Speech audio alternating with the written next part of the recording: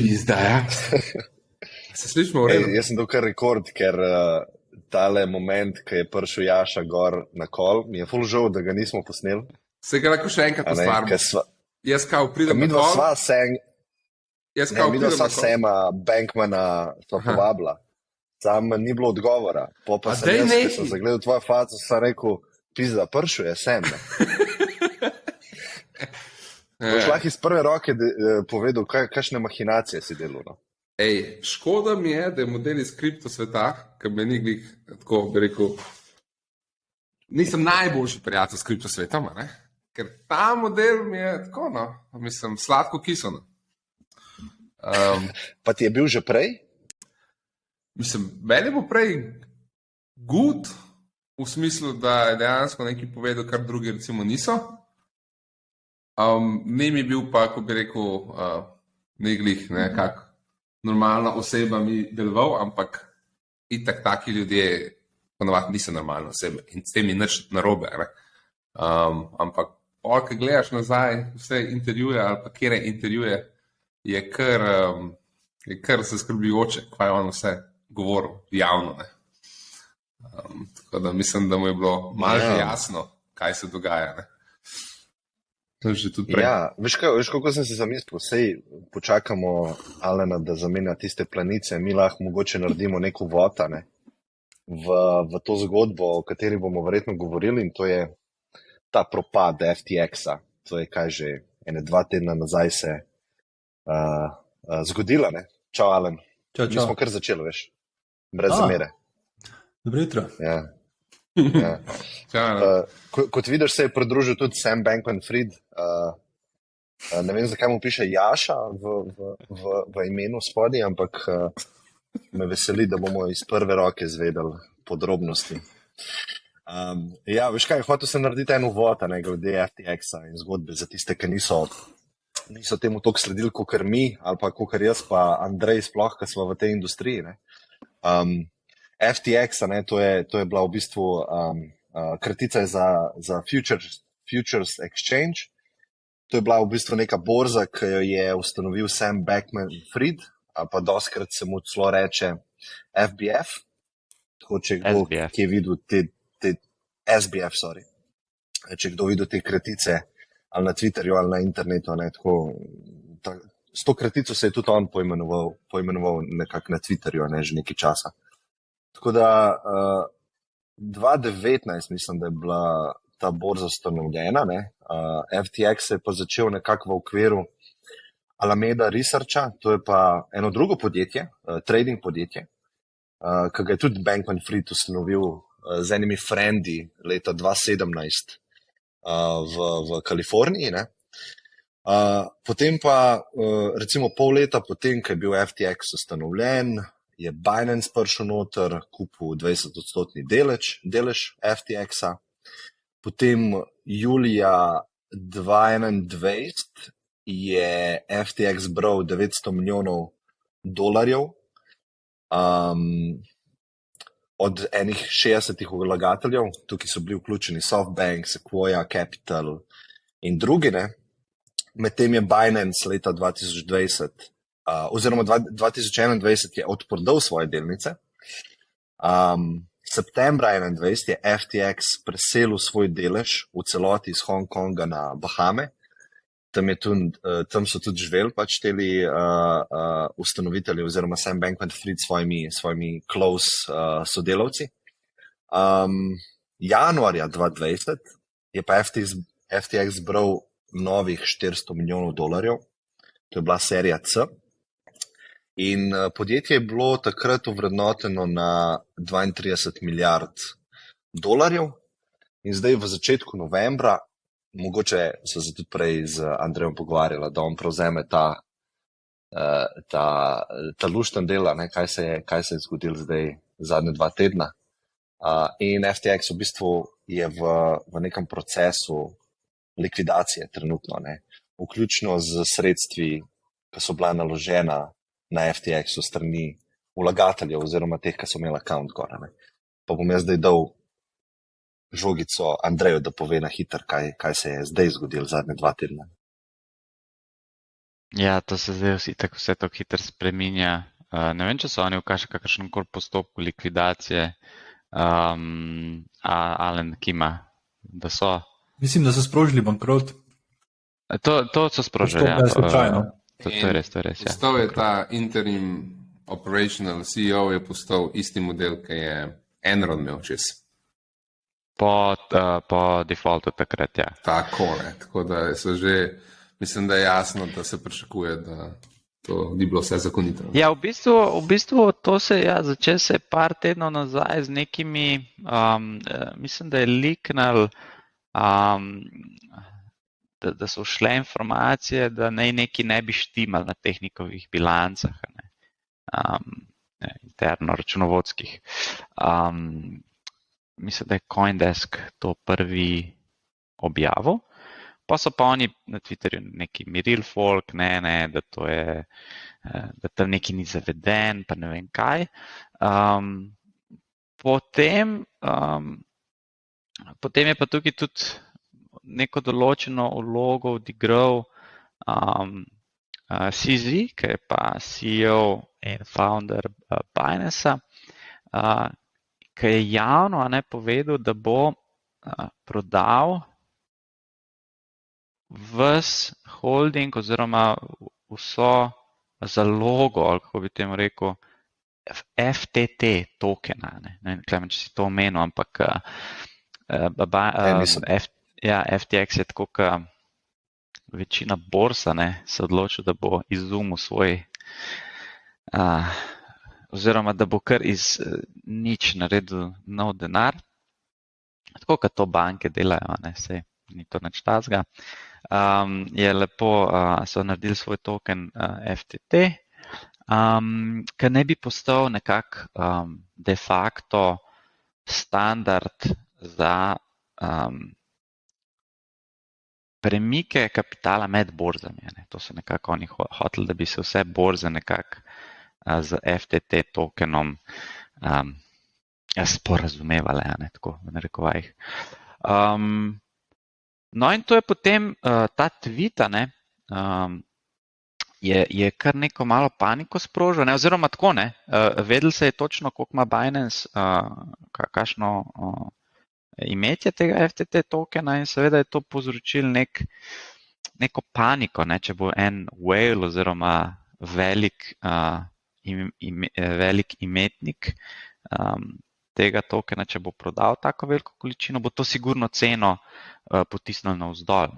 In ker je pač se ta panika začela, so tudi manjši vlagatelji začeli hitro prodajati in če bi pogledali graf tega FTT tokena, se ne vem, lahko to mogoče pošeramo. Kje je sploh FTT token, zdaj je sploh še listen. V mestu. Ja, če odpreš, pa daš mogoče en mesec, evo, tukaj se lepo vidi. Se pravi, cena se je gibala nekje med tam okrog 22, 23, potem je pa kle nekje, je on to tweetnul, in je ta prvi bil dump, pa so pa to začelo offloadati in je tudi folka, se je ustrašil in stisnil sell, in to je seveda ceno. Sam še z vsakim tem dejavnikom je ceno potisnil navzdol. No in potem se je pa izkazalo, da tukaj pa res nekaj zdaj ne štima. In kaj se je pa zgodilo? To je tudi zmanjšalo zaupanje v samo FTX borzo. Se pravi, če ima borza FTX velike zaloge FTT tokena na svoji bilanci, to tudi nekako zdaj slabo luč meče na samo FTX borzo. In so potem tudi iz FTX borze začeli ljudje dvigati imetje, se pravi kripto, in v bistvu začel se je bank run. To, kar lahko tudi za navadno ekonomijo primerjamo, se pravi, če se zgodi bank run, to pomeni, da hočejo komitenti neke banke dvigati vse svoje depozite, ki jih imajo na banki. Drugače kot zanimivost, to je Ja, bank run je drugače. Če ti spodbujaš, če bi jaz zdaj spodbudil, ne, bank run, ne, če bi rekel, dajmo vsi dvigant, ne vem, z NLB-ja svoje depozite, če to javno spodbujaš, to je zakonsko prepovedano, ne. To se ne sme delati. Ampak to se lahko zgodi, ne, lahko pač nastane neka panika in začnejo ljudje pač dvigati svoje depozite. No in to se je tukaj zgodilo, ne. In potem so oni zablokirali dvige, ne, oziroma withdrawje. Ko pa enkrat to narediš, ne, takrat je pa panika maksimalna potem, ne, pa se pa ta dvom razširi, da pa sigurno tukaj zdaj nekaj ni v redu in so se pol je negotovost, ne, kaj zdaj, oni sploh imajo dovolj sredstev, a zdaj to samo neka tehnična ovira, ne more sprocesirati, ali kaj je, ne. In potem sta se one dva, CZ pa ta SBF, sta se mal tam po Twitterju, sta se mal obmetavala, ne. No, ampak izkazalo se je, da FTX nima, da nima teh sredstev, da ne bo mogel pokriti teh dvigov. In pol je nekako CZ rekel, bom jaz kupil FTX, pa pol, ko so oni videli, koliko je v FTX v slabem stanju, so rekli, ne bomo kupili, ne. Ampak to se je tako zgodilo vse v 24 urah. Ne. Pol je SBF izginil, nekaj dni sploh ni bilo nobenega tvita, ne, niti na FTX uradnem profilu. In takrat se je pol že vedela, ne, da je zadeva resna in da v bistvu da bo ljudje izgubili denar. Ne. Vse, kaj se je pa dogajalo, ne, oni so tradali, ne, z denarjem uporabnikov. Se pravi, ko si ti naložil, recimo čist plastičen primer, jaz sem hotel kupiti bitcoina, ne, pa sem, ne vem, dolarje ali pa, ne vem, stablecoina, ne, sem položil na FTX in takrat so mi oni pač prikazali, ne, sej tisti, mogoče, ki ne vejo, temu se reče IOU, ne, se pravi, da ti borza, ti v tvojem uporabniškem profilu ti prikaže neko stanje, ki si ti položil. Recimo, da jaz položim 10,000 evrov. Ne. Oni meni prikažejo v tem uporabniškem umestniku, evo, ti imaš zdaj 10,000 dolarjev pri nas, ne, ali pa 10,000 evrov. Ampak v ozadju, ne, so oni, v bistvu imajo pa ta zdaj denar na računu in lahko z njim delajo, kar hočejo, ne. In to je samo zdaj njihova dobra volja oziroma poštenje, a je to razmerje med temi depozitiranimi sredstvi pa tem, kar oni prikazujejo uporabnikom, a je to res v razmerju 1:1, ne, oziroma a je to realno. Ampak Andrej, sem tukaj, imam en komentar.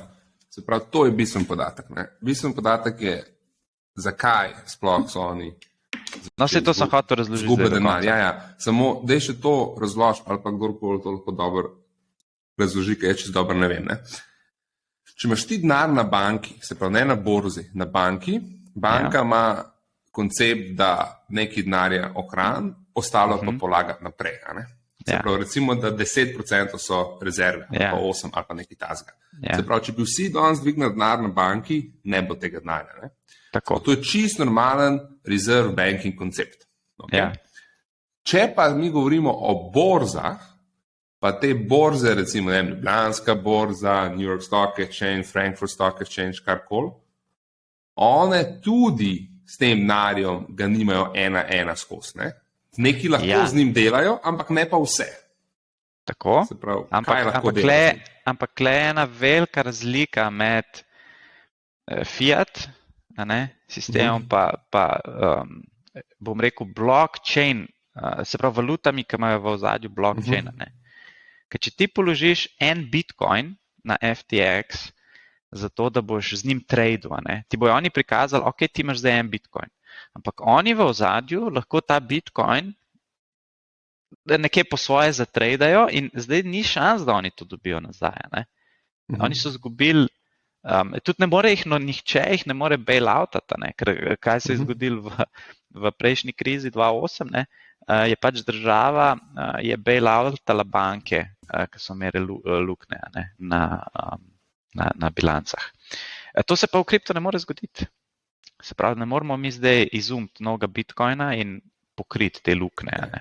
Ampak kaj lahko uradno po FTX-ovih, bi rekel, zakonih poslovanja, kaj lahko FTX delal s tem denarjem? Kar je hotel. Tudi officially je bilo to legalno, da lahko vse trade. Ne, officially, pač to je neregulirano. Ja. Bahami so, a veš, ti imaš pravni sistem, tam, kjer si ti registriran. Ne?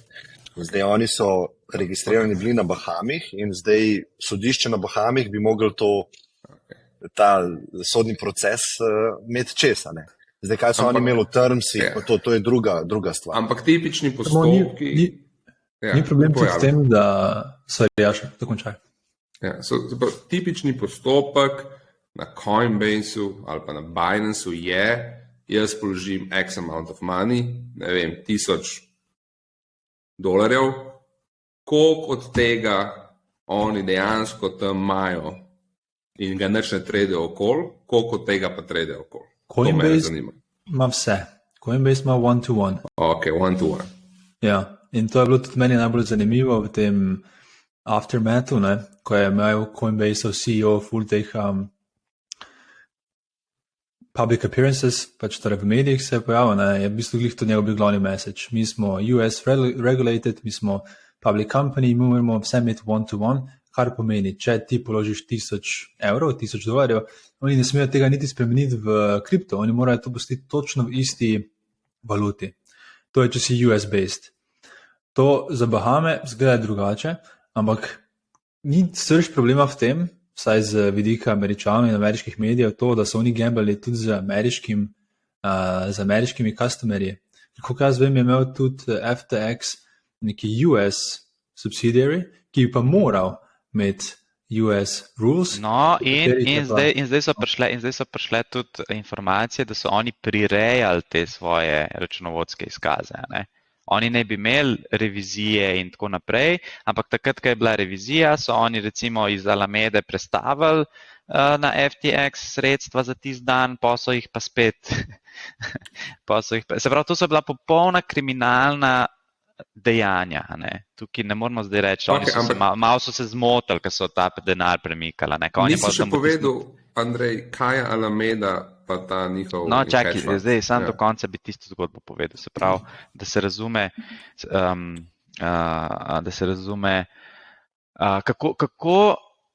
kako večina borz posluje oziroma kakšen je to poslovni model. Ne? Se pravi, ti lahko naložiš denar in oni ti v uporabniškem umestniku prikažejo, le ti imaš zdaj tukaj, ne vem, €10,000 na voljo in zdaj lahko ti trguješ. Ne?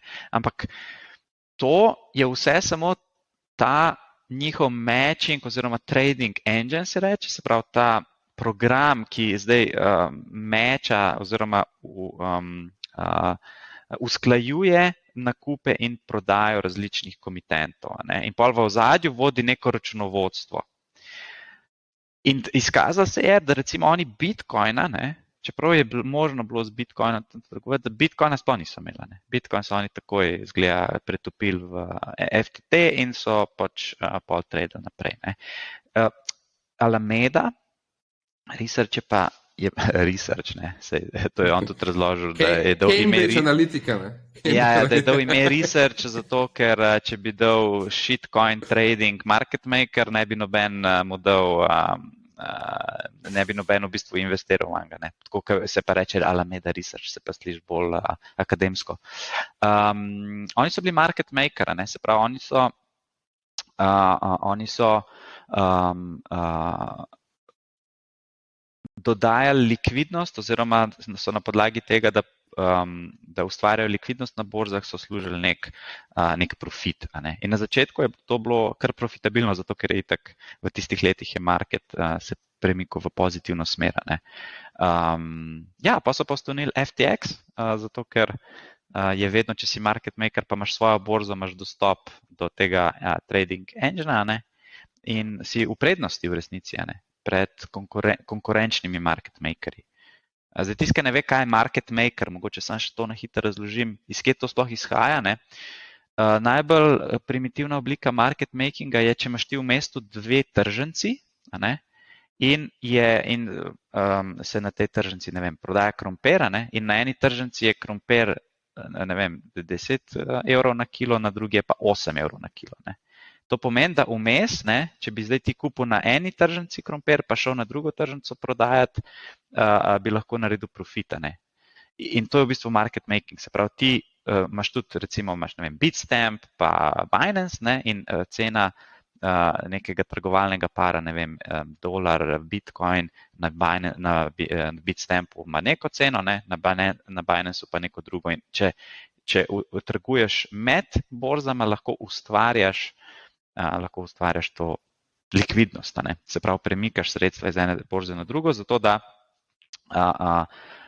v bistvu služiš na tej arbitraži. In na začetku so oni tako tudi, on je rekel, da tako sem jaz začel s kriptoma. Jaz sem videl, da je na Japonskem je bil Bitcoin, ne vem, je bil $1000 razlike, kot na ameriških borzah, in smo začeli to arbitražo delati.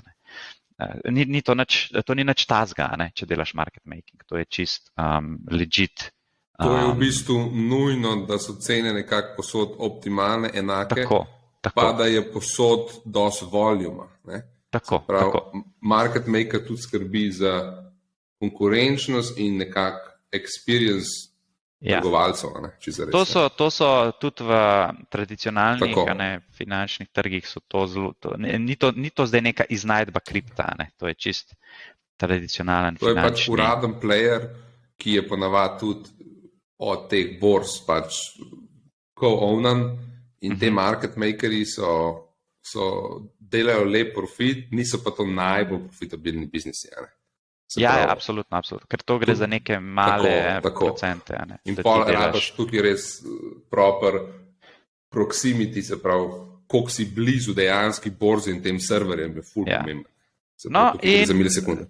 In to je v bistvu, to je ta zgodba, se pravi, Alameda Research je market maker, v bistvu FTX je bil spin-off, in tako so oni vzeli v teh preteklih letih so zrasli so tudi zato, ker so zelo agresivno investirali, zdaj očitno ne svoj denar, ampak denar svojih uporabnikov v različne shitcoine, v različne projekte in s tem v bistvu v bullrunu delali profit.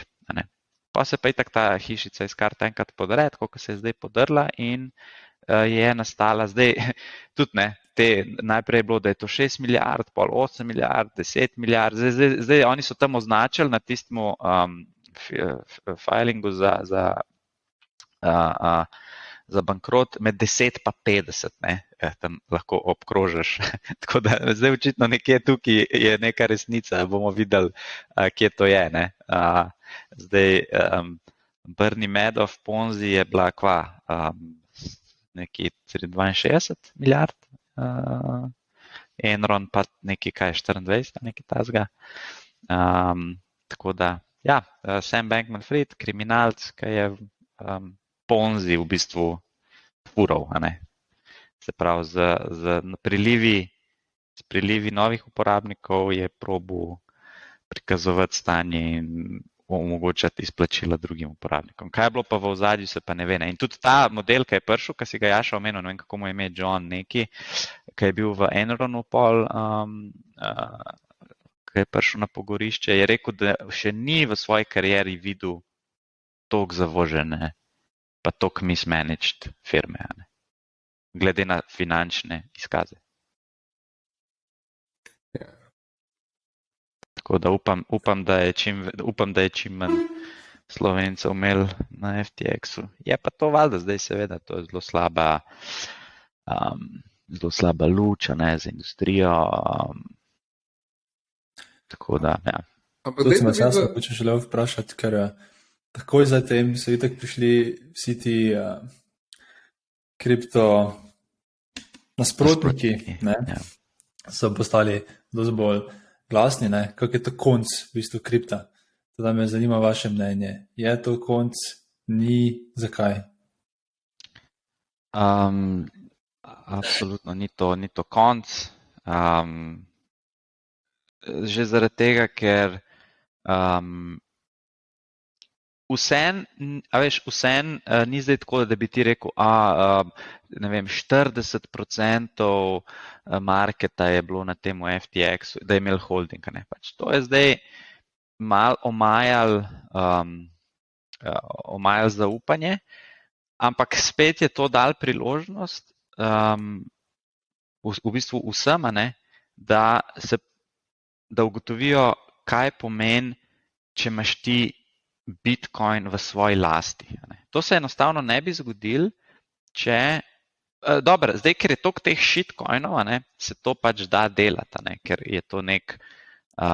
Zato jaz tukaj zelo ločujem in probam vedno to tudi povedati, da jaz v svojih razmišljanjih o kriptu, pa tudi o mojih investicijskih tezah, ločujem Bitcoin pa kripto.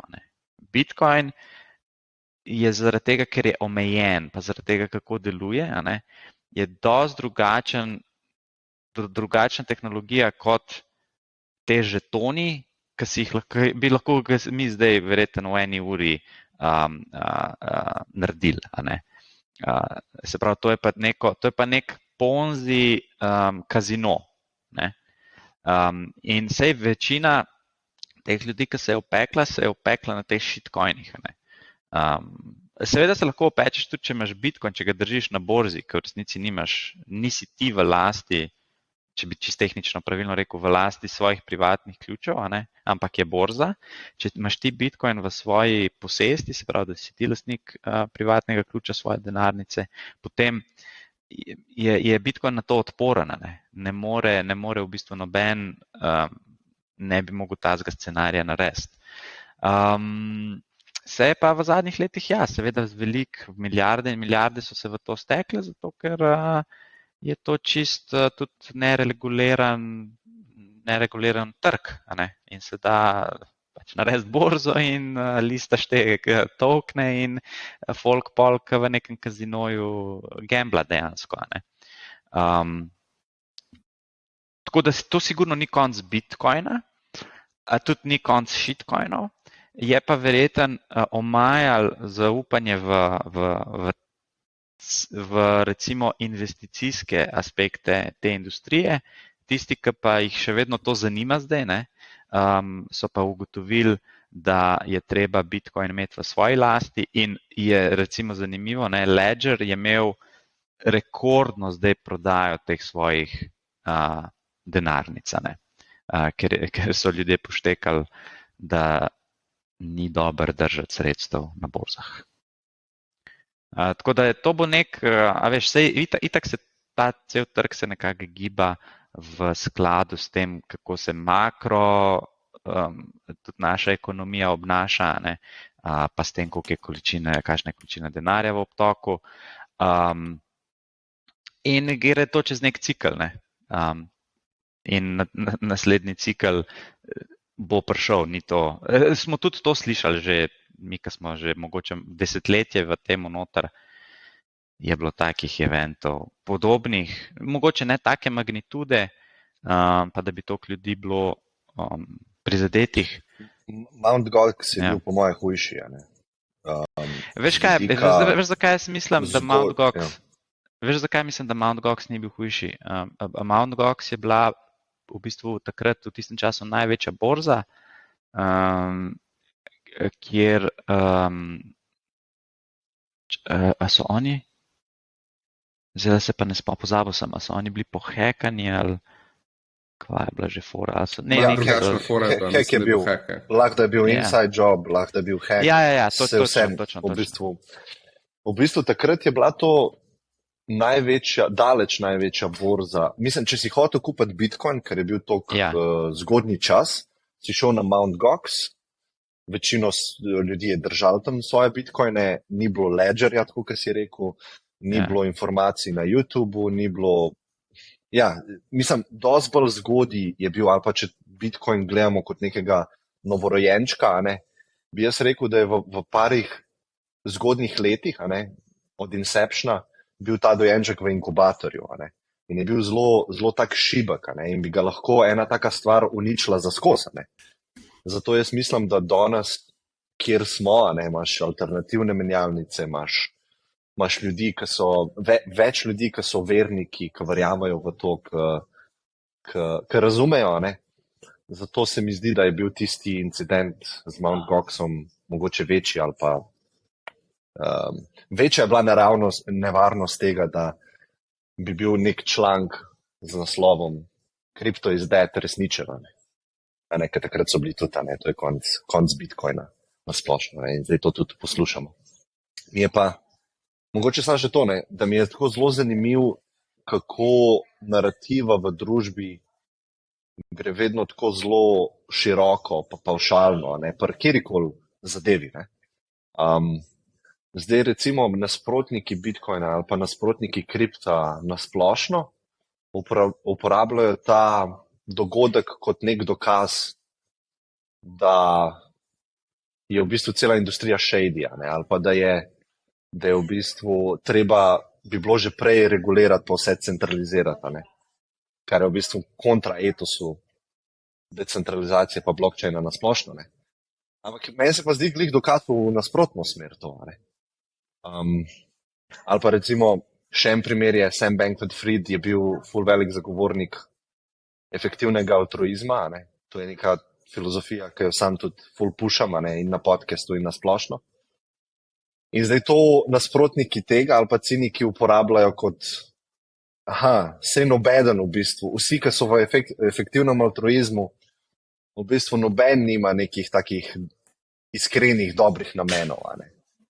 In se mi zdi, da tako ful preveč zelo nenatančno gledamo na dogodke, ki se zgodijo. In za primer kripta so se prej z Škravo pogovarjala, kaj bi vidva v bistvu rekla za ta dogodek, kako sta vidva gledala na ta dogodek, pa ti, Alan, ki si tiste članke nam dal v skupni chat, da je mogoče to konec kripta, ali je to konec kripta. Tako, ker sta malo bolj outside industrije, kako sta vidva gledala na ta event za industrijo na splošno?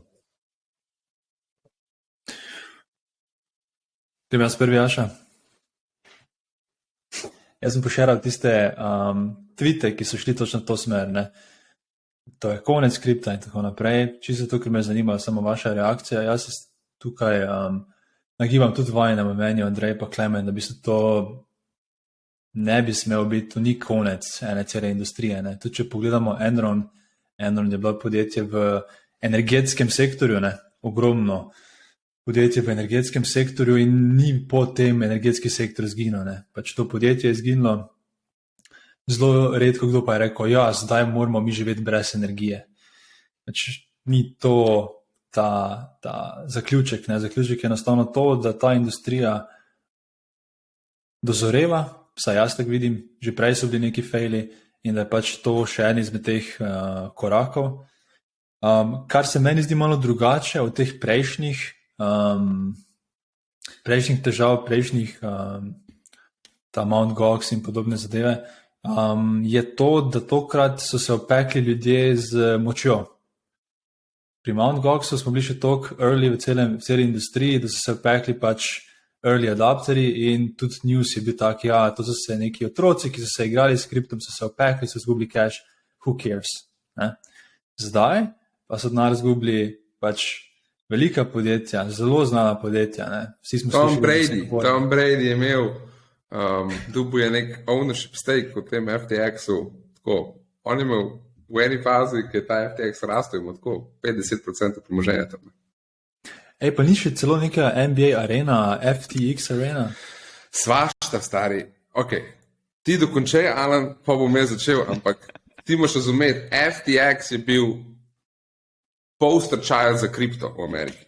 Je se to. Teda, moje razmišljanje je tako, ni to konec, je pa največji shift oziroma omogoča ljudem, ki so nasprotniki in ki so zagovorniki, možnost so ustvariti neko prihodnost, ki je lahko bolj svetla, lahko pa bolj temna. Ker lahko ljudje v Washingtonu, ki si izmišljujejo, ki pišejo pravila igre, lahko to uporabijo v obe smeri, lahko pravijo, ok, let's set clear rules, dajmo postaviti čista cool pravila za vse, da bo jasno, kaj se dogaja, lahko pa to uporabijo kot izgovor, da probujemo ubiti kripto. Še vedno mislim, da je zelo težko ubiti kripto, ampak lahko ful težijo naslednjih 10 let. Teda, če gledam iz nekih probabilistic thinking vidika, ne, rekel, da zelo malo šanse, da je to konc.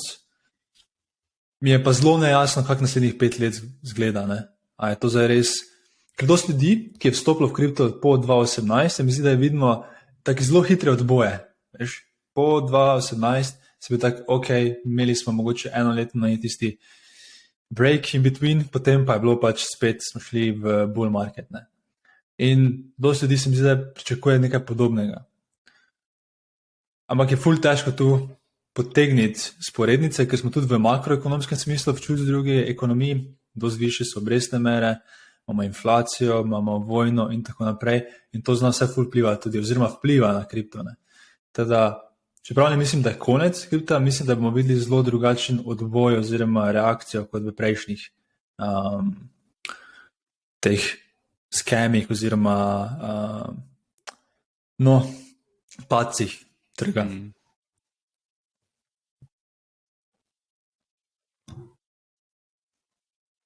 Jaša, lahko ti svoje videnje daš, a ne? Jaz bi sam klejno dodal pač ta, ne? Lej, no risk, no reward. Kaj je risk tukaj? Ukvarjaš se z neko industrijo, kjer je veliko neznanih stvari v prihodnosti, a ne? Kriptoindustrija na splošno, a ne?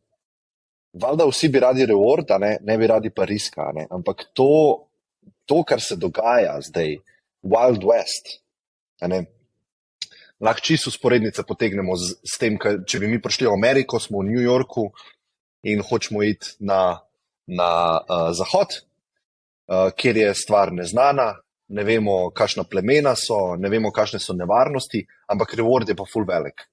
In jaz mislim, da vedno, ko si on the edge of anything, moraš sprejeti ta risk. In se mi zdi, da to je pač ena taka perfektna stvar, perfekten dogodek, ki se je zgodil, ki v bistvu zajema ta risk. To je eden izmed riskov. In tako, kot vedno ob pacih, tako, kot vedno ob bolečinah, je lahko bolečina neka priložnost za učenje. Učenje česa? Tega, da, tako kot je Andrej prej omenil, da če ne se lastiš privatnih ključev, si ne lastiš bitcoina. In to je pač ena paradigma, ki je malo drugačna, kot ta naš fiat sistem, kjer imaš ful enih vzvodov, ful enih safety netov, če imaš stvari na banki, če vlagaš, če ne vem karkoli. Tako da to je v bistvu nek tak short analiza, z vidika riska pa rewarda, bi jaz rekel. Lahko samo v 30 sekundah razložiš, kaj to pomeni, da imaš ključe. Dosti smo danes omenjali to, da pač Bitcoin imaš v lastni denarnici. Kaj to sploh pomeni za nekoga, ki mogoče sploh ni slišal za Ledger? Ja, mogoče analogija, ki jo vedno v teh primerih dajem, je analogija z zlatom. Ne? Ti imaš lahko zlato v roki, doma in je tvoj. Tvoj je že fizično ga imaš v posesti. Zdaj pa, ko mi hočemo recimo tukaj ustvariti neko digitalno vrednost, se pravi neko vrednost, ki obstaja v digitalnem vesolju, bi rekel, Bitcoin, pomeni, da je enako, kot če bi imel zlato v svoji roki, da imaš ključe v svoji roki, se pravi, da imaš samo ti privatne ključe, ki odklepajo tvojo denarnico, s katero lahko pošiljaš iz te denarnice Bitcoin nekam drugam. In če imaš ti račun na neki borzi, ti nimaš dostopa do privatnih ključev te denarnice, ampak ti imaš dostop do te denarnice preko posrednika, preko te borze. Se pravi, jaz se upišem v Bitstamp, klemenslakovič.com, na Gmail, password dam noter in noter vidim, ok, toliko bitcoinov imaš, Klemen, ne? Ampak privatne ključe pa drži borza, ne? In to, kar je prej Andrej omenil, to pomeni, da neposredno nisi ti lastnik teh bitcoinov. lahko te ščiti zakon tukaj, v primeru Bitstampa, v primeru Coinbasea, nek evropski zakon, ki reče, če imaš mi jaz accountam, mi mora Bitstamp zagotavljati to vrednost, ki imam jaz na računu. Ne. Ampak to so že posredniki. Ne. Tukaj, pa ko govorimo o Bitcoinu, ne, o blockchainu, pa da imaš ti res svoje privatne ključe, ne, tukaj pa ni posrednikov. In tega mi nismo navajeni. Ne. Se mi zdi, da naš ki živimo v tem svetu institucij, v svetu centraliziranih moči, nismo navajeni tega, da imaš nekaj res ti v roki, ki ti ne more noben vzeti. In to se mi zdi, da je spet en learning priložnost za vse nas, ne? Da je to zelo pomembno. Jaša, izvoli, FTX, Sam Bankman-Fried in podobno. Ja, jaz imam kar malo drugačno mnenje o vsem tem, ampak ne o tem eventu, ampak o tem, kaj mislim na splošno, ko se je to zgodilo, pa kaj se bo zgodilo, pa to, ne. Se pravi, kaj so tukaj eni mogoče kjeri lesni, ki se lahko kdo nauči, ali pa kaj je postalo bolj jasno, se mi zdi, kaj je osvetlili, kaj je mogoče resnica. Ne? Se pravi, prva resnica je, da investorji, ki so profesionalci, Sequoia, ne vem, najbolj znan investor, skoraj vsi, so v to investirali praktično na lepe oči po 2 urah. Ne? Se pravi, due diligence v tem spaceu resnega ni delal noben. Ne? Se pravi, noben ne ve, kaj se dogaja. Se pravi, kera valuta bo šla gor in zakaj in kdo ima dostop do katerih informacij in to je zelo, ko bi rekel, zelo neraziskan space. Ne? Se pravi, noben tukaj nima pojma, to je zelo jasno. Druga stvar je, da te tokeni, dajmo razčistiti, kaj so te tokeni, ok? In to je tudi en video, ki ga lahko polinkaš, ki je Sam, ta model SBF, je govoril o tokenih. Ne? Kaj so tokeni? Javno. In on je tako lepo povedal. Tokeni so, ti v bistvu narediš en pač žeton in potem nekoga prepričaš, da je to ful dober žeton, ker je baziran na neki tvojem produktu, ki bo, ne vem, revolucioniral, kako se prodajajo umetnine, micropaymenti umetnine. Ali kar neki, vse. In pol en investor da noter in potem gre to v market, se ful v bistvu marketira in pol en investor reče, to raste, da bom dal še jaz noter. In pa da še on noter, etc. In pa ta prvi investor reče, dajmo še marketirati, prido še mali investori noter. In pa investor reče, zdaj pa mali prihajajo, zdaj bom pa jaz to vse prodal. In se konstantno dogajajo pump and dump skeme. Se pravi, teh žetonov 99% je absolutno for profit scam. That's it. Yep. Se pravi, to je prva zadeva, ki mora biti folku jasno. Celotna industrija ima en zelo specifičen ko bi rekel, nesinhroniziran moment. In kaj mislim s tem? Ko ti investiraš, prvi level je momentum. Kaj pišejo mediji, kaj bo, da boš jaz malo investiral. Drugi level je, greš gledati cash flow od podjetij. Noben ta token nima nobenega usage realno, razen usage tradinga. Produkt, zaradi katerega je token sploh prišel na market, ne vem, Viberate bo nek slovenski token za neki bla bla bla. Teh produktov sploh ni na trgu. To sploh nobene uporaba. To se samo trguje, razumeš? In se pravi, imaš momentum, imaš cash. In tako investitorji gledajo. Potem imaš investitorje, ki gledajo makro, ki gledajo celoten sistem, preteklost, prihodnost, daljo je pa taka. Ne? Četrti sistem je pa filozofija. In ko pa ti imaš neko filozofijo, kaj investiraš in zakaj, imaš pa res nekaj unikatnega. Ne? In recimo, kjer je filozofi investment zelo, bi rekel, unikaten, je hedge fund, ki še 40 let dela 30% profita na leto. Reče se mu ti 100% veš, Klemen ali pa Andrej, ki je full znan hedge fund. Berkshire or... Ne, prav Algo hedge fund, ki že 30 let dela crazy profit. Od Neki Ray na B. Daliota? Ne.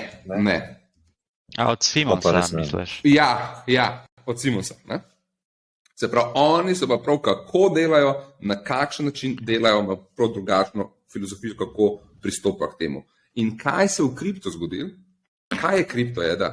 Je momentum in seveda en ima več internih informacij o tem, kaj je zares ta token, pa kdo ga zares kupuje, pa to. Se pravi, oni full zaslužijo.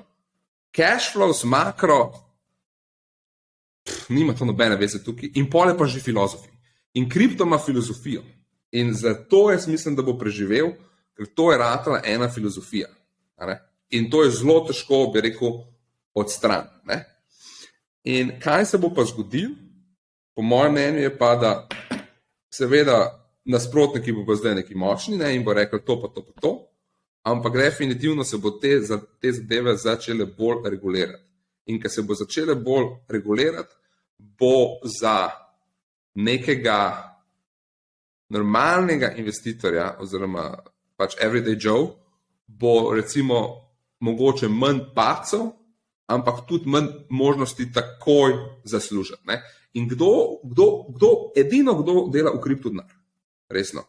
Edino kdo dela denar je peščica ljudi, ki imajo huge information asymmetry in ki sam poberajo na ovcah denar. In tukaj ni nobene fundamentalne vrednosti.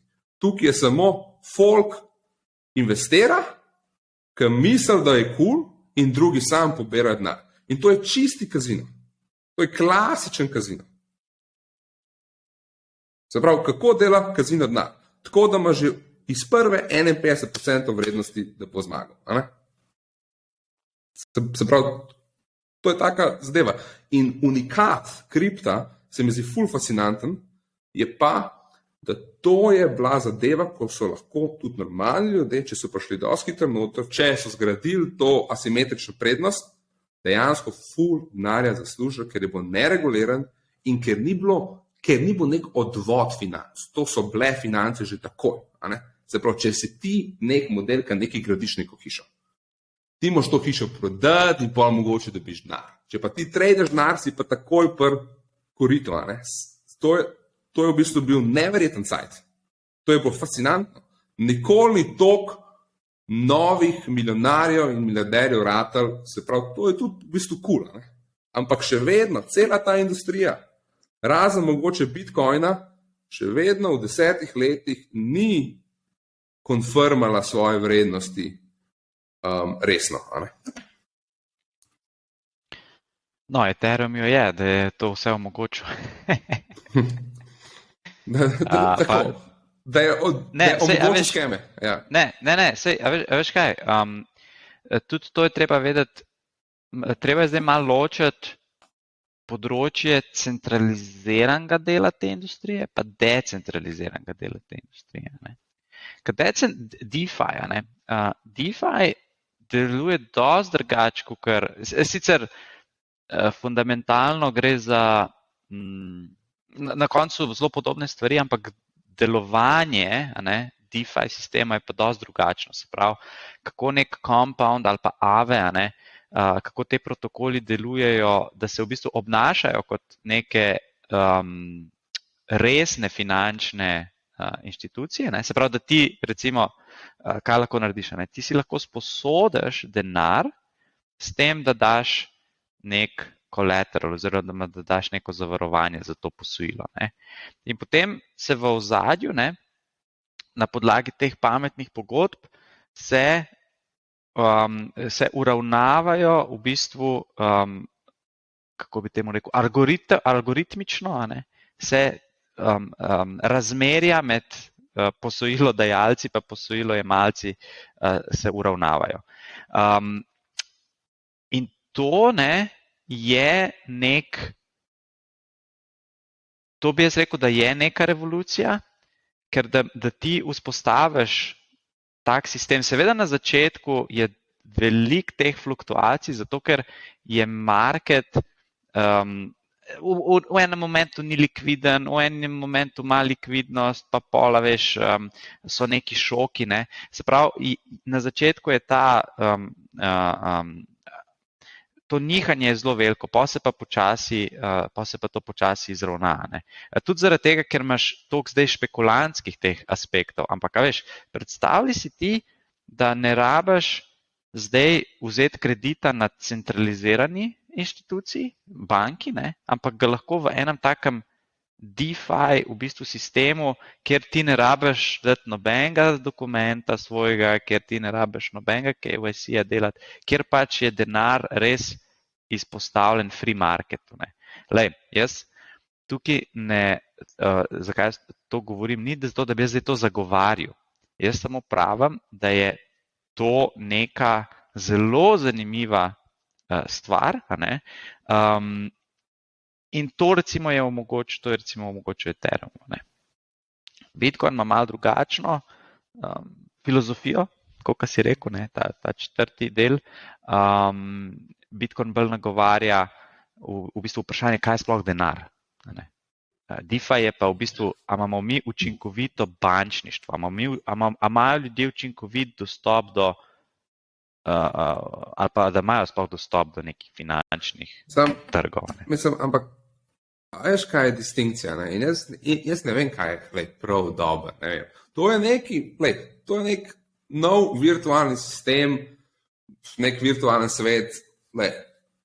Neko vrednost očitno ima, ker en folk s tem služi in še vedno je tam. Ne? Ampak čisto fundamentalno, ni to moj svet. Zakaj? Ker dajmo pogledati navadne delnice. Amazon, Apple, ne vem, AWS, to Amazon, Microsoft, karkoli, Volvo, nima veze. Delnice, ti si lastnik tega podjetja in lastnik prihodnih cashflow.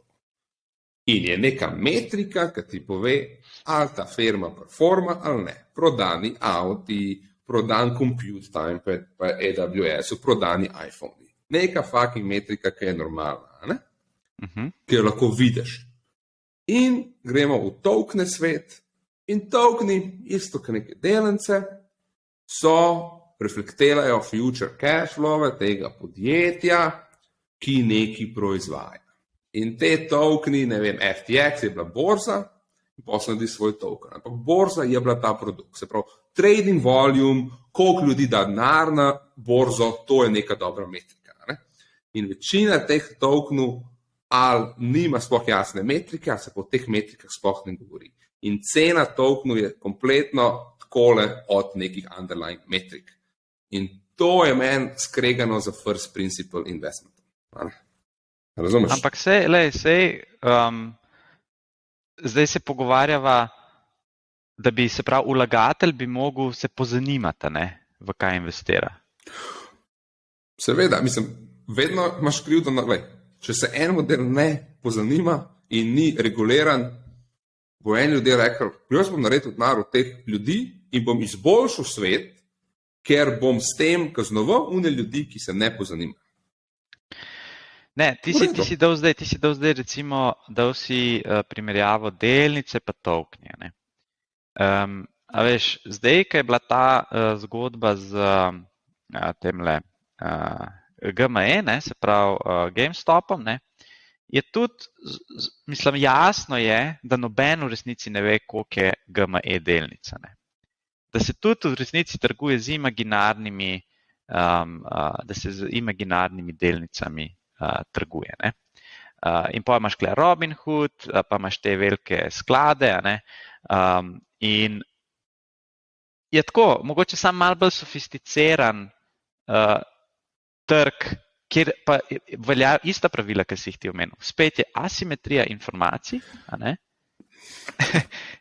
Seveda je vedno asimetrija, ampak korelacija movov na delniškem trgu z rezultati, ki pridejo in so above expectation ali pod expectation, je kar visoka. Se pravi, še vedno delno bazirana v dejanskih rezultatih, a folk kupuje iPhone ali ne. Ja, ti hočem povedati. mislim, a veš, to, da lahko ti šortaš neko delnico, to je čisti, se pravi, da imaš ti te izvedene finančne inštrumente. Zakaj bi pol mi dovolili, da lahko nekdo šorta delnico? Ne, seveda se omogoča ljudem, ampak skupno nasplošno ljudje, ki gledajo teh top 100, 200 companies, da bi investirali, so lahko dosti ziher, da v tem sistemu, če jaz pogledam eno firmo in rečem recimo Snowflake, ki je šel na borzo Cloud Data Warehouse sistem in rečem, a ta Snowflake, a to folk rab, a je to res dober produkt, a je drugačen, a bo firme vzemale ta Cloud Data Warehouse v prihodnih letih. In reče folk, ja, bojo in bomo to investirali. In če firme kupujejo ta Data Warehouse, bo cena delnice šla gor, večinoma. Ja. Se pravi, to je ta first principle, ki ga lahko uporabiš tudi v normalnem investment marketu. Teh tokni ga pa ne moreš. Absolutno. Zato tudi jaz vedno rečem, da ne investirati v shitcoine. In to je to. Ja, po moje klej treba definirati, kaj je shitcoin, kaj ni shitcoin, osebno, ja. A ne? Vse razen Bitcoin. Ne, veš kaj, jaz bi to eno drugo. Ne, vem, ampak recimo, če razmišljaš tako, kot si se zdaj ti hecu, jaz mislim, da si safe, ne? Ampak itak, kje boš zdaj ti dobival informacije? Boš vzel od mene informacijo, boš na nekem YouTubeu najdel informacijo, da je nek drug coin, Bitcoin killer, to je zdaj pač od tebe odvisno, ne? In moraš pač prevzeti risk glede česarkoli, glede katerekoli akcije, ki ti narediš v življenju, ne? Ampak pustimo zdaj to.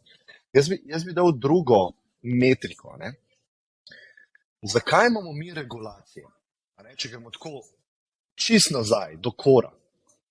Regulacije imamo mi v družbi zato, da zaščitimo common folk. Regulacija za, recimo, tovarne pri osnaževanju okolja.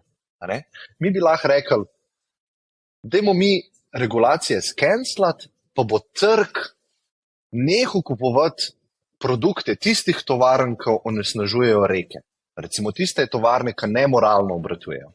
To ne gre, zato ker ljudje na trgu enostavno nimajo časa, ne morejo vseh terms of serviceov prebrati, ne morejo, enostavno ti imaš limit, kapital časa, ki ga imaš ti v življenju, je omejen in mi moramo to outsourcati nekim institucijam, ki to namesto nas naredijo. Se pravi, jaz moram zaupati, da grem v trgovino, pa kupam čips, da ne bom jaz zdaj umrl, kad ta čips pojem. Se pravi, obstaja neka institucija, ki mene ščiti, da stvar ne bo preveč nezdrava. Ne? In zdaj, ko gremo v kripto področje, ne? Koliko regulacije, pa kaj bi ta regulacija sploh počela? Ne? In jaz mislim, da tako regulacijo rabiš v primeru tovarne, v primeru čipsa, v primeru vseh teh stvari, je zato, ker so ljudje koruptivni, ljudje delajo mahinacije, ljudje se lahko ženejo za profitom, pa pozabijo na moralo. Zato mi rabimo regulacije. Ko pa mi govorimo o decentraliziranih protokolih, pa mi efekt ljudi damo ven iz enačbe. In to se mi zdi, da je tukaj ključ. Če ti gledaš tokene ali pa protokole, ki so zares decentralizirani, ti izključijo ta človeški faktor. In klej je skem nemogoč. Če pogledamo nek protokol, recimo Uniswapa, pa Unitoken. Klej, tisti, ki poznajo to, bi se strinjali, da tukaj je neka taka afera, kakor se je zgodila z FTX-om, je nemogoča. Ker noben nima kontrole nad tem. In jaz mislim, če zaupamo mi algoritmom pa decentralizaciji, jaz mislim, da bolj fair game vzpostavimo. In to je point kripta. Point kripta je kontra, kar se je zgodil z FTX-om. To je argument za kripto. To je argument za decentralizacijo, ne proti. In to je meni ful zanimiv, ker zdaj je v bistvu to uporabljen proti argument za to industrijo. Ampak ta industrija glih to rešuje. Ne rabiš posrednikov. Ne rabiš zaupati Sam Bankman-Friedu pa njihovim terms of serviceom. Not piše, imamo 1:1, v bistvu nimamo. to je v bistvu problem človeškega faktorja. In jaz zagovarjam to industrijo zato, ker se človeški faktor ven izključi iz enačbe. Človeški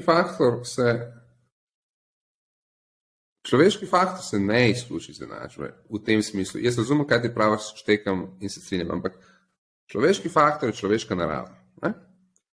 In zdaj moraš ti gledati, da regulacija ni samo produkt je dober, predstavljen, napisan, terms and conditions ima, če se kaj zgodi, dobiš 10% nazaj. Jaz ne govorim o tem. Regulacija je tudi, kdorkoli ta produkt kupuje, nek token ali pa Bitcoin ali pa karkoli, ali pa ta Uniswap vse,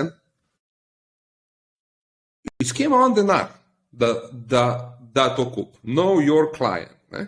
Know your client je ogromen proces v finančnem svetu, KYC. In kompletno decentralizirana stvar bi tudi mogla pomeniti, da ti decentralizirano preveriš, kje ima ta model denar, od kje ga ima. Ker ne moreš ti brez, da ti ovrednotiš, od kje imaš denar, stvari kupovati na tem svetu. Ker če ne, lahko služiš in pereš denar in svašta delaš. Ne? Se pravi, prva stvar. Se pravi, to ni res, kar si rekel. Kaj ni res? Da ne moreš kupiti stvari, brez da narediš KYC-a. Ne. Jaz v bistvu lahko. Jaz sem tole zdaj. Ja. Kjere stvari lahko Prijem do Andreja in rečem, a bi ti zamenil to, a bi mi dal te slušalke, jaz ti dam pa to. Pa on reče ja. Ok. Take stvari lahko kupuješ. Resne stvari, nepremičnine, finančne investicije in to, pa nasplošno je vedno težje kupovati, brez da veš, kje imaš origin denarja. In če ti nočeš, da se mahinacije in nelegalne stvari in stvari proti pravilom dogajajo, mora vsak izvor denarja štimati na tem svetu. V idealnem smislu. Ne? Ker če ne, lahko ti kupuješ drogo, prodaš in delaš svašta. Druga stvar je pa, ko ti z nečem zaslužiš denar, a boš plačal davke ali ne. Se pravi, jaz delam v službi, ali ima svojo firmo, ti imaš, ne vem, delaš nekje, mi vsi plačujemo davke. Eni ljudje, ki pa nekaj delajo, pa kao ne plačujejo davke. Ne? Se pravi, spet to ne zdrži. In kje je ključ, je to, da ta decentralizacija mora biti decentralizacija vseh čekov, ki so smiselni, ki jih danes delamo centralizirano. Naprimer KYC. Vrhunsko bi bil sistem, kompletno decentraliziran, pa tudi decentralizirano prever, od kje imaš ti denar, da lahko tam investiraš. Ali ti ne bi preveril, od kje ima folk denar, ki investira. Bi kar lahko vsak investiral v neki in pa bi pretopil v valuto, ki hoče. Se pravi, zato so te valute od, bi rekel, ne vem kakšnih model kriminalcev, zelo priljubljene valute. Zaprav, te valute tudi podpirajo posredno kriminal. Ne? Ker lahko pereš denar noter. A se ne bi strinjal s tem? Ja, mislim, absolutno ne, ampak jaz mislim, da tukaj čist nič drugačni v navadnem sistemu, fiat sistemu, a ne? To, kar si rekel, prodajanje drog, prodajanje orožja, nakazovanje v Iran, Bahami, neke otoki, ker so prišle ven papiri iz Paname, recimo. Ne? Apple ima na Irskem 300 milijard keša, da ne plača davka. Ne? Tako da vedno bojo, moj argument je to, ne, da ne bi to ključeval ta dva sistema med sabo. Ne? A veš? To je mogoče sam neka. Nismo iskreni, zato ker ločujemo ljudi po tem, kaj lahko nekdo dela, drug pa ne sme. Ne? In to se mi zdi, da je power nazaj ljudem, pride zraven pa ta risk. Zato ker če ti daš power ljudem, jim ne moreš dati samo power, moraš jim dati tudi odgovornost. Zdaj pa, veš, kaj je bolj vprašanje osebne filozofije, kakšen svet želiš videti ali pa kako gledaš na power structure v svetu. A želiš živeti v svetu, kakor gremo zdaj, ne? Se pravi neka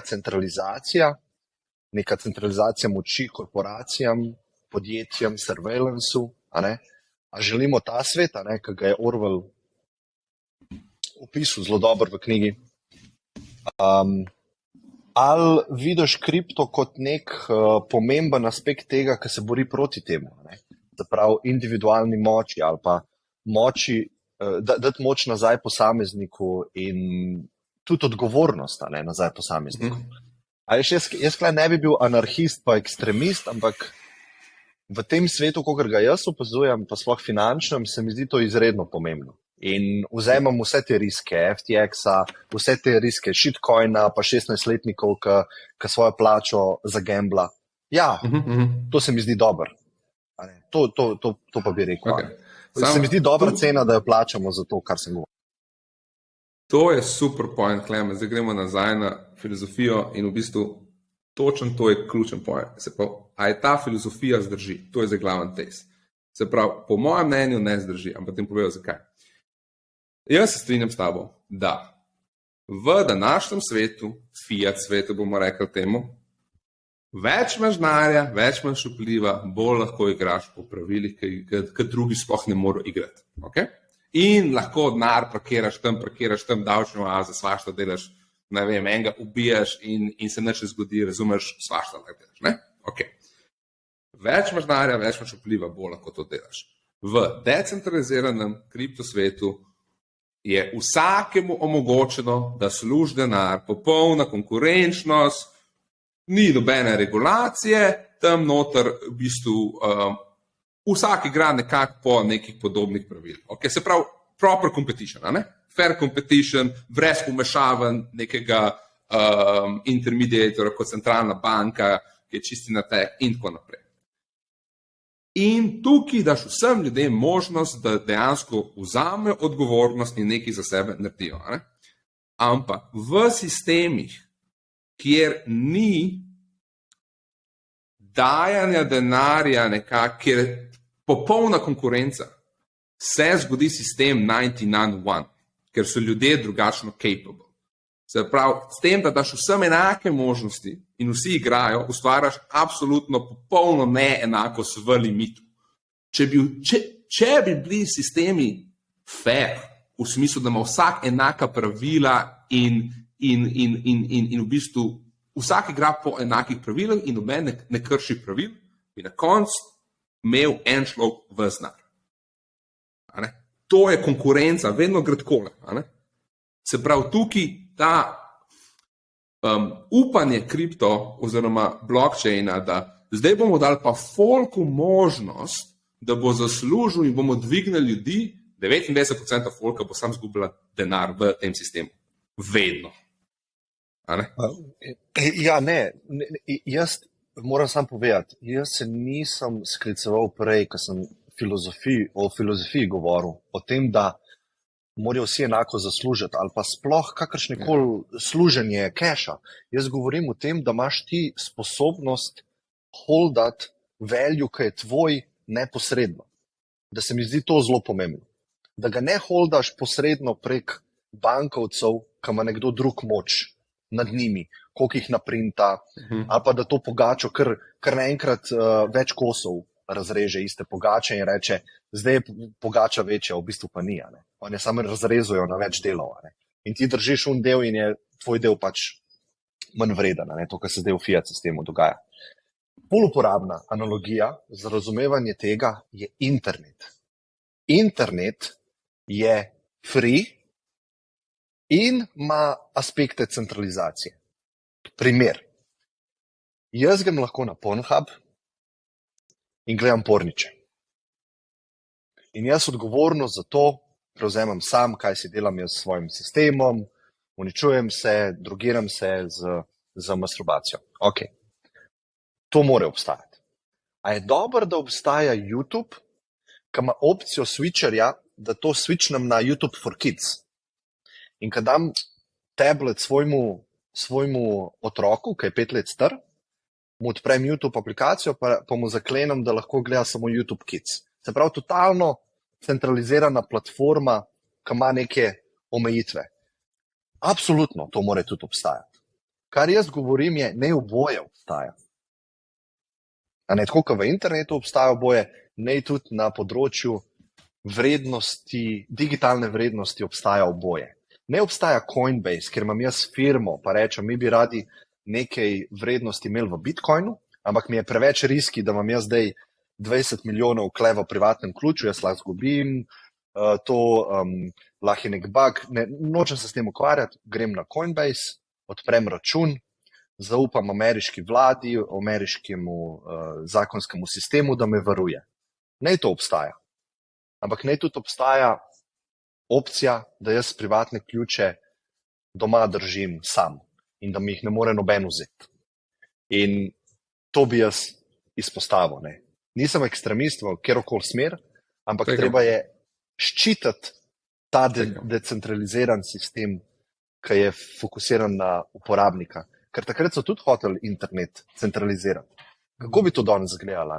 Da obstaja samo par websajtov, ki jih država odobri. Imaš tam neko enciklopedijo, ki jo znanstveniki pišejo, nimaš Wikipedije. Slabši bi bil internet. Ne? In jaz mislim, da je tudi slabši svet, če se držimo v centraliziranem finančnem sistemu.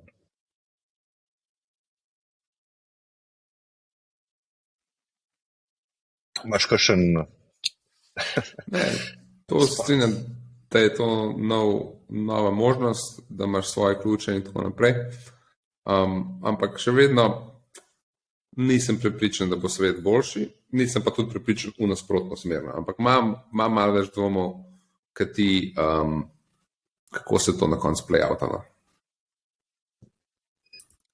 Alen, kakšen je tvoj pogled na to filozofsko varianto, ki smo jo razlagali? Vem, da smo mi dva imela 3 leta, 4 leta nazaj, vem, da ni bilo še COVID-a, malo debato glede Bitcoina, glede kripta.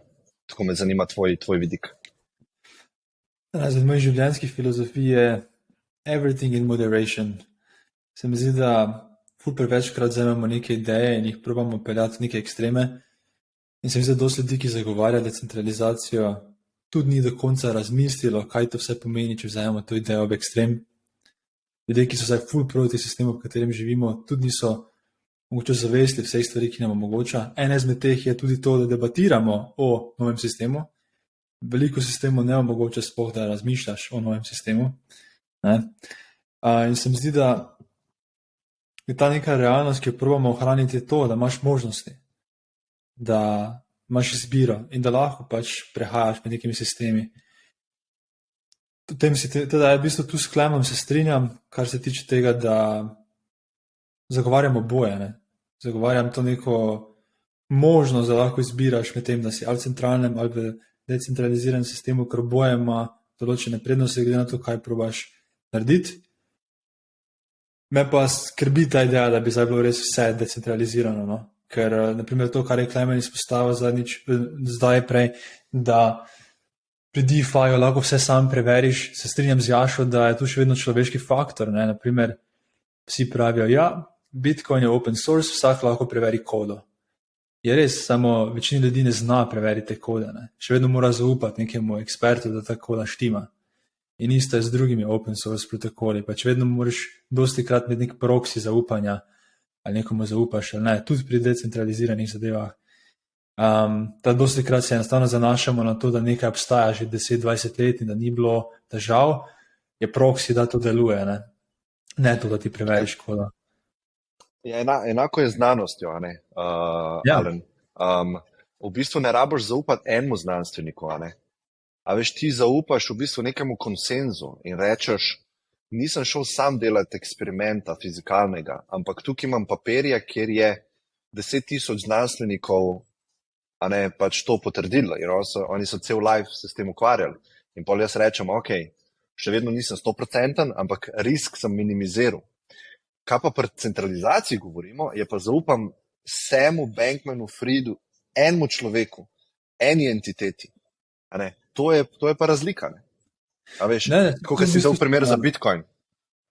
Ali da moraš zaupati, ampak zaupaš 1000 programerjem, zaupaš krabi, zaupaš, ne vem, milijonu videov, milijonu nekih virov, a ne? In rečeš, pizda, to, da je pa kaj kle da je to CIA naredila, a ne, je zelo mala verjetnost. A ne. Mislim, da smo na isti strani argumenta. Moj point je samo v tem, da ta človeški faktor nisi izvzel, ne? Ampak je samo drugačne narave. In to, kar sem jaz rekel, da dlje časa kot nekaj traja, več lahko imaš ti znanstvenikov, da potrdi neko zadevo. Ne? Ker na začetku, ko prvič pride neka raziskava ven, drugi še niso imeli časa, da falsifikajo oziroma pač verifikajo tvoje izsledke. Ne? In isto tudi s kodo, pač rabiš nek čas, da ugotoviš, da so lahko neki crashi. Mislim, Ethereum je najboljši primer tega. Ne? Tudi oni so imeli veliko težavo, veliki hack na začetku in zaradi tega so potem morali iti v fork. Ne? In tudi zdaj, ko so naredili pač veliki switch, še vedno je vprašanje, ali bo šlo kaj narobe. Teda, samo moj point je v tem, da decentralizirano samo po sebi tudi ne pomeni, da se losamo od človeškega faktorja, ampak je pač drugačnega tipa. Ima pa definitivno svoje prednosti, ima pa tudi neke slabosti, ne? Slabosti efektivnosti pri nekih odločitvah, ko lahko trajajo dosti dlje. Teda, gledaj, nimam tu neke full filozofije, ampak se mi zdi nasplošno, čemur jaz težim, je samo, da probaš ne neke zadeve čisto do ekstrema peljati, ker tam se potem dostikrat neke težave nahajajo. No?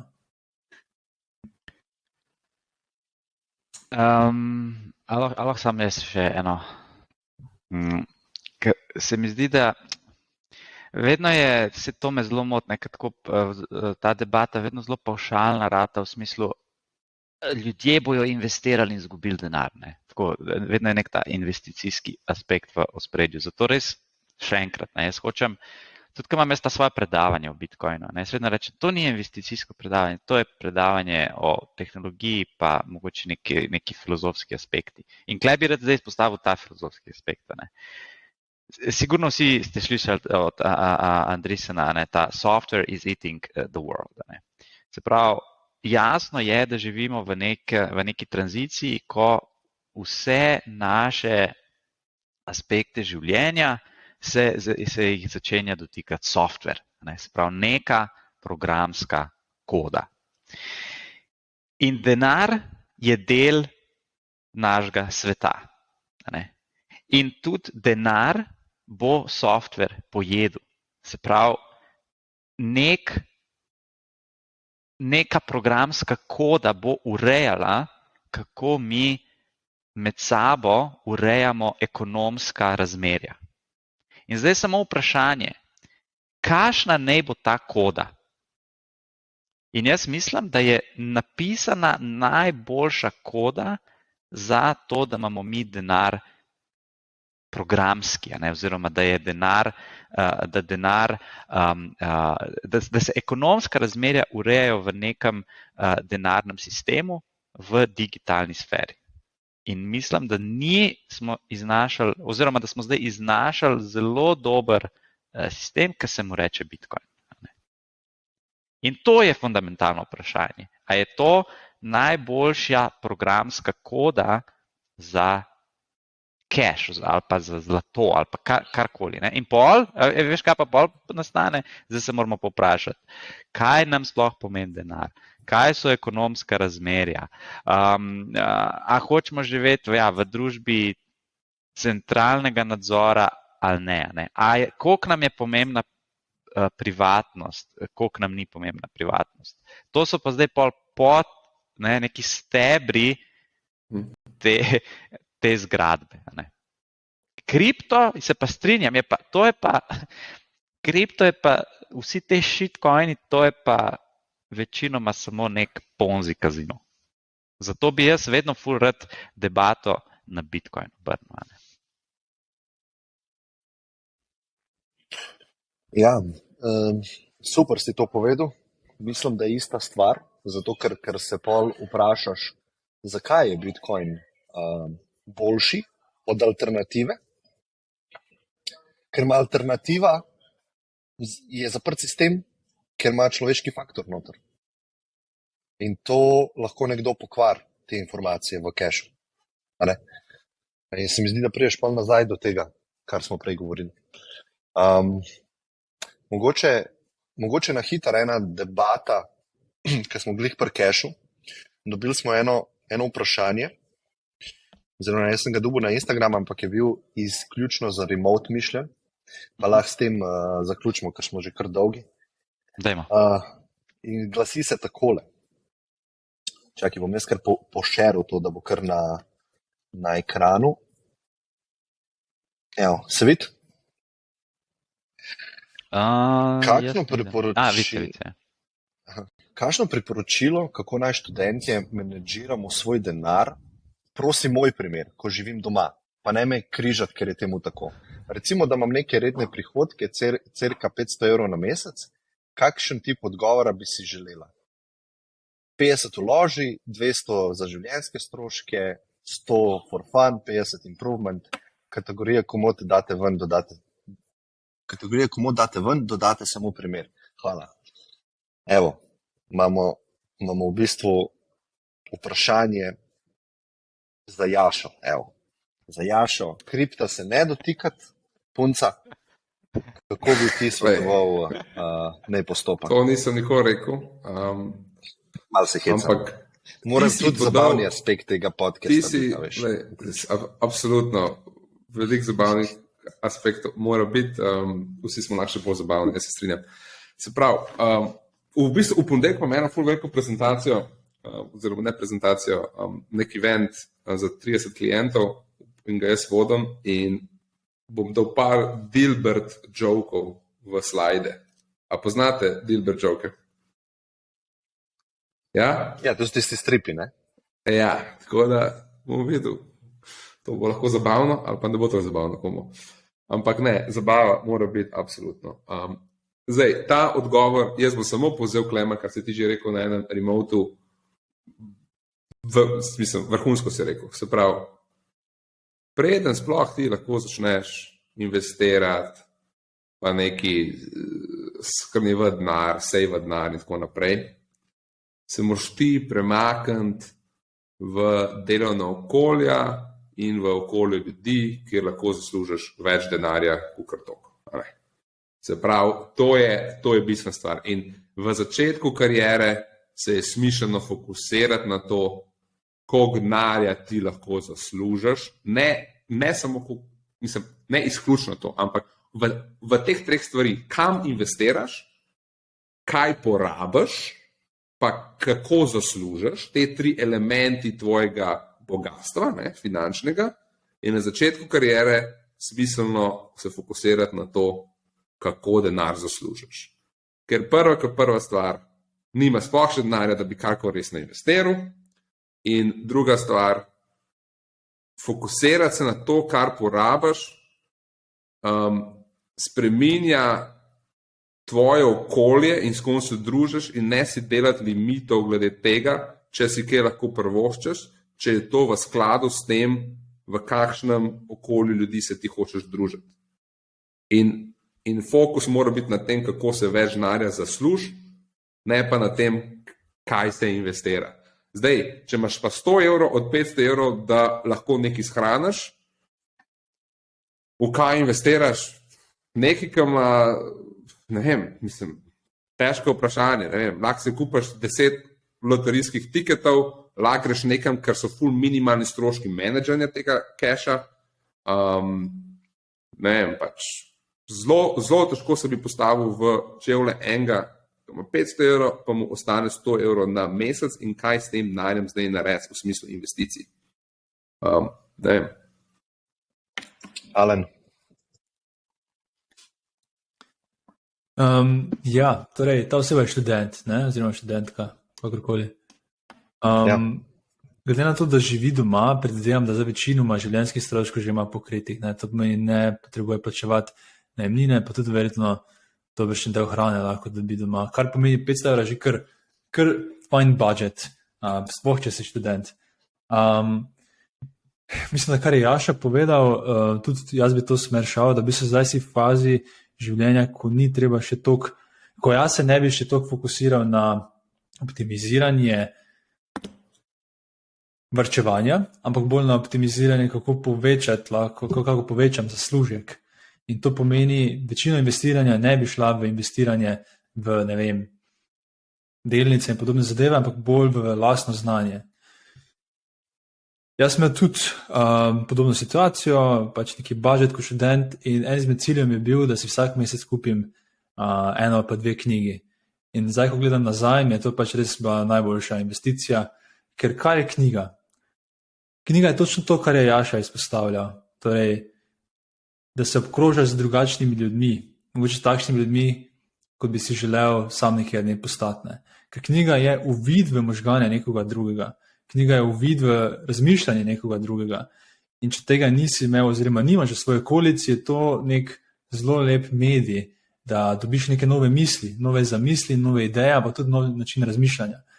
Teda za mene so knjige res še vedno en najboljših investicij in za mene je vedno bil cilj, ok, nekaj dne bi rad imel toliko denarja, da mi cena knjige ni pomembna pri odločitvi te knjige. To je bilo za mene biti bogat. Lahko se nekaj tukaj rečem. Imam eno super idejo, se mi zdi, Klemen, zelo konkretno, kaj lahko s tem denarjem se naredi. Glede na to, da živi oseba doma, recimo, da lahko prehrani, da ne rab delati, da še vedno preživi, če ne rab delati. Naj gre do podjetij in ljudi na Twitterju, ne vem, kjerkoli, na LinkedInu, naj kontaktira tebe, Andreja, s katerimi hoče delati, naj Janja kontaktira, naj Alena kontaktira, kjerkoli hoče ona delati in reče, glejte, ta trenutek jaz si še vedno lahko prvočem, ker živim doma, da ne rabim dobiti plače, če delam. Dejte mi vzeti na en mesečni trial period, ne rabite mi plačati, če me ne marate, to pa to delam ful dober, sem prepričana, da boste zadovoljni in sem toliko prepričana v to, da prvi mesec delam za 100. In pol greš v firmo, kjer veš, da je dober denar, ker veš, da hočeš tam delati in tako dobiš priložnost, da tam delaš. Evo, tako bi jaz uporabil denar. Ampak tudi to je zelo zanimiva debata, Jaša, ker, naprimer, predstavljaj si, da dobiš e-mail, ki pravi točno to, kar si ti povedal. Jaz bi ga zelo verjetno zignoriral. Zakaj? Zaradi tega, ker jaz imam tudi delo s tem, da nekoga uvedem, da razložim, kako delati neke taske in podobno. Teda jaz bi šel še korak naprej in probal mogoče reči, da ne samo poslati taki generic e-mail, da ne jaz bi pripravljen delati karkoli, ampak mogoče predtem probaš ugotoviti, kaj ta oseba dela. In mislim, Klemen, ti imaš verjetno dost primerov tega, zdaj, ko ti ljudje pomagajo na projektu Idea in Remote, da ti nekdo pove konkretno, s čim ti lahko pomaga, ne? Torej, da nimaš tiš dela še s tem, da razmišljaš, kaj je to. Ja, mislim, ful dobri usklajeni z mano na sveti, absolutno. Glih zdaj smo imeli primer, jaz pa Andrej sva posnela solo epizodo, mislim, sama sva bila na dialogu in sva dobila neko idejo o newsletterju. Se pravi, mi bi pošiljali newsletter, ampak jaz sem takoj že v eter povedal, jaz sploh nimam časa, da še eno stvar dodajam v svoj lifestyle, ne? In to je bilo to. Bomo videli, če bomo štartali in to je to. Ja, in en fan se je javil, ne? Je rekel, jaz lahko prevzemem ta newsletter za tebe, ne?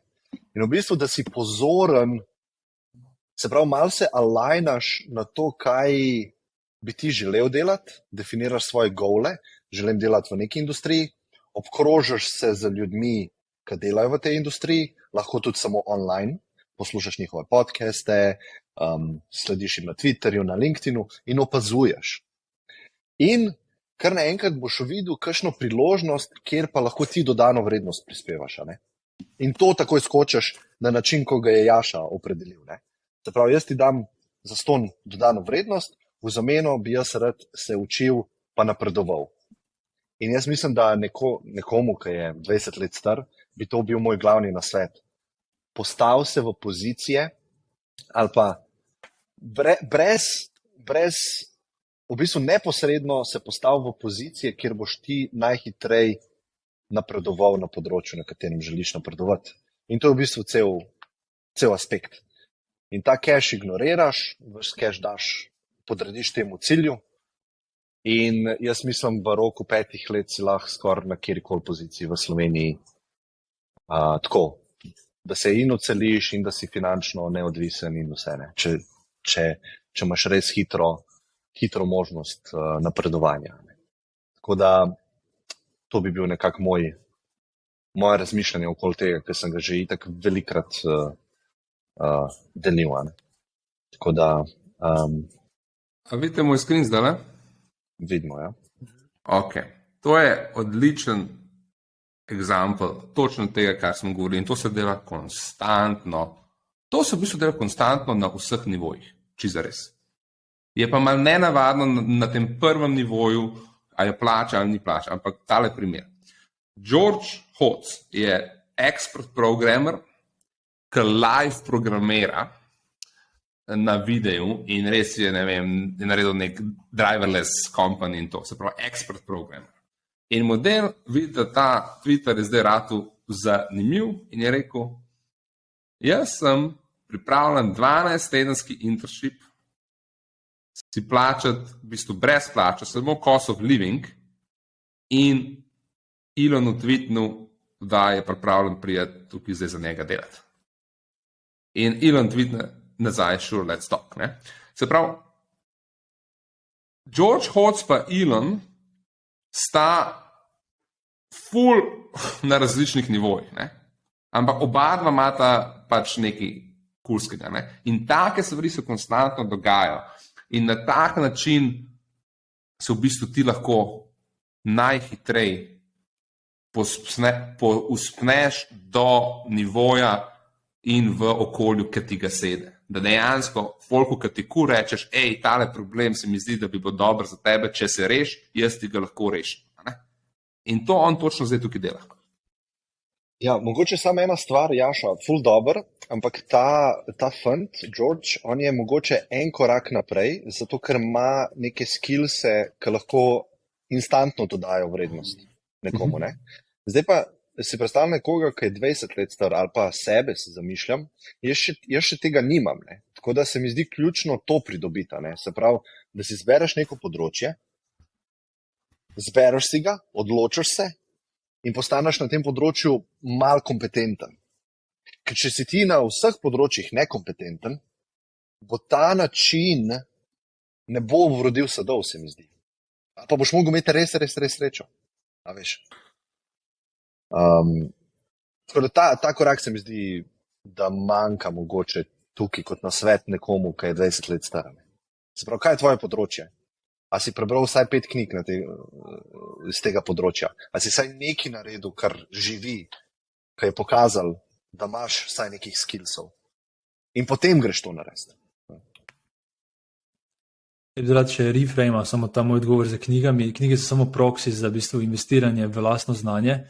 In če se navežem tu na Klemna, v bistvu pri teh letih še mogoče ne veš točno, kjera tema te res tisto ful zanima. To mogoče že veš, mogoče ne. Ampak daj tudi raziskuj, v bistvu, kar ta zadeva bi lahko bila. Teda investiranje ni samo investiranje v, ne vem, ETF, kripto in podobno, ampak je lahko tudi v tvoje side project, ne, torej tvoj stranski projekt, ne vem, mogoče boš dal denar za domeno, za hosting, da postaviš page, da probaš nek projekt narediti.